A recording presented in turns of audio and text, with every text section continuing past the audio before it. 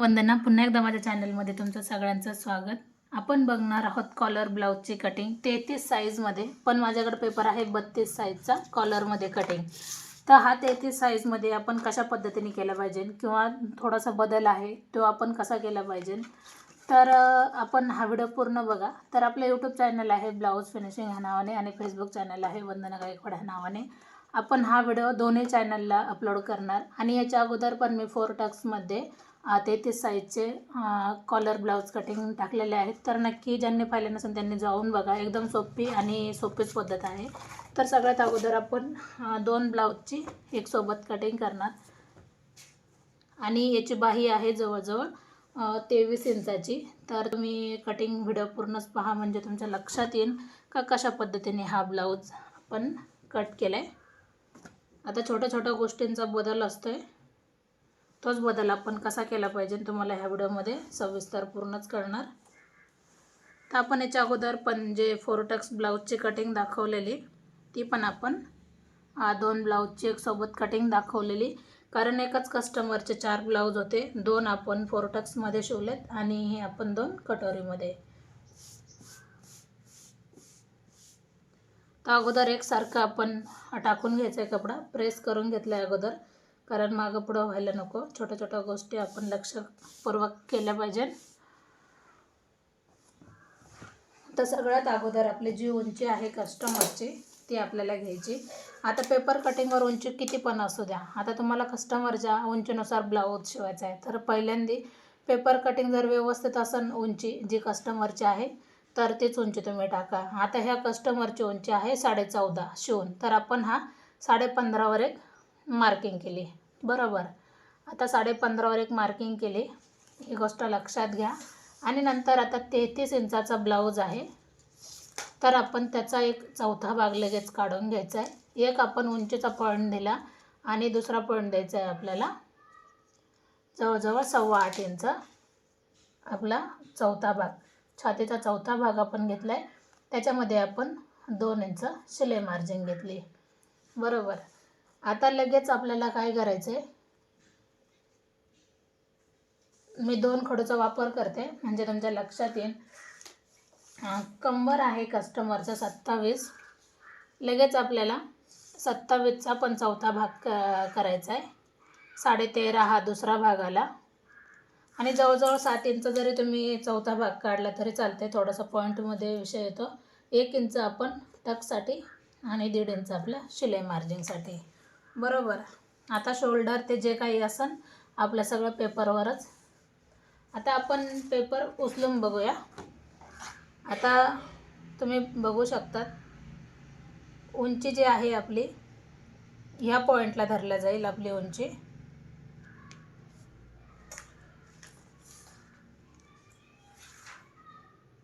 बरोबर 15.5 इंच.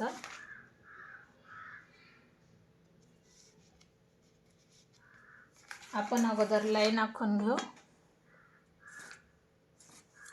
आता shoulder कस्टमरचा 7 inch आहे. आता याला उतार येतो थोडासा 1 इंचाचा. तर आता ही लाईन आखल्याच्या नंतर आपलं एकदम परफेक्ट असं लक्षात आले, बघू शकतात. कधी पण मग ही लाईन आखल्याच्या नंतरच आपण पेपर कटिंग ठेवू म्हणजे एकदम परफेक्ट आहे. तुम्ही बघू शकतात. गळा झाला, गळा आपण याला राऊंड करून घेतले. आपण हा पाठीचा भाग कट करते. हा आपला उतार झाला गळ्याचा. आता आपला पॉईंट इथं आलेला, आता किती फरक निघतो मी तुम्हाला दाखवते. हा पॉईंट इथं आला आणि आपण जर हीच लाईन जो आपल्या 2 इंच शिलाई मार्जिन ठेवली तीच लाईन जर आपण बाहेर काढली तर म्हणजे किती छोटासा फरक आहे, अर्धा इंचापेक्षा कमी. तर आपण तो जरी ठेवला तरी काही हरकत नाही, म्हणजे पेपर पॅटर्न एकदम परफेक्ट आहे. आपण याच्यावरच आपले पूर्ण बाकीचे कटिंग करू. आता आपल्याला बदल कशामध्ये करायचा आहे, आता हे पॉईंट आपले सोडून द्या जे आपण घेतले होते, कारण आपल्याला बाकीचं माप एकदम परफेक्ट असं भेटून गेलं. काय करायला आता आपण हा फ्रंट भाग घेतला, तर याच्यामध्ये कधी पण लक्षात घ्या ज्या साईडला उतार आहे तो आपला शोल्डरकडचा भाग, उतार भाग, तर तो आपल्याला बरोबर ह्या साईडला ठेवायचं आहे, कारण आपण हे जे नॉर्मल अर्धा इंच घेतले ते आपल्याला इकडच्या बाजूने घ्यायचे, कारण हा आपला कटोरी जोडण्याचा भाग आहे. ते बऱ्याच जणांना लक्षात येत नाही कॉलरचा ब्लाऊज असल्यावर, पण ह्या दोन गोष्टी लक्षात घ्या. आता हे पूर्ण जसं आहे तसंच आपल्याला आखून घ्यायचं आहे. याच्यामध्ये आपल्याला कुठं बदल करायचा अगोदर आपण आखून घेऊ.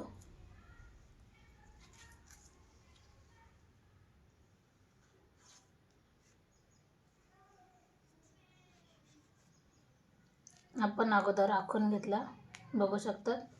सगळ्यात अगोदर आखून घेतल्याच्या नंतर जेवढा हा फरक आहे तेवढा आपण याच्यामध्ये बदल करायचा आहे, बरोबर. आता नंतर कटोरीमध्ये आपल्याला कुठंही बदल करायचा नाही, जसं आहे तसंच आपल्याला थोडीशी तिरकी कटोरी ठेवायची आणि आपल्याला आखून घ्यायचं आहे.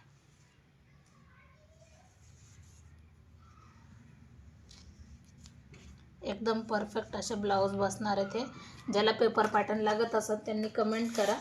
फेसबुक असू द्या किंवा आपलं यूट्यूब असू द्या, कमेंट करा, फक्त कमेंट करा, कमेंटचं उत्तर देऊ आपण.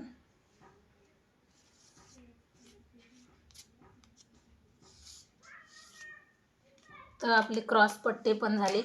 आता जसं आपण आखून घेतले त्यानुसार आपल्याला याची कटिंग करायची. तर त्याच्या अगोदर माझा एक डाऊट आहे, इथं काय लिहिलं तर 1 इंच वाढवणे, म्हणजे उंचीला कमी पडायला नको.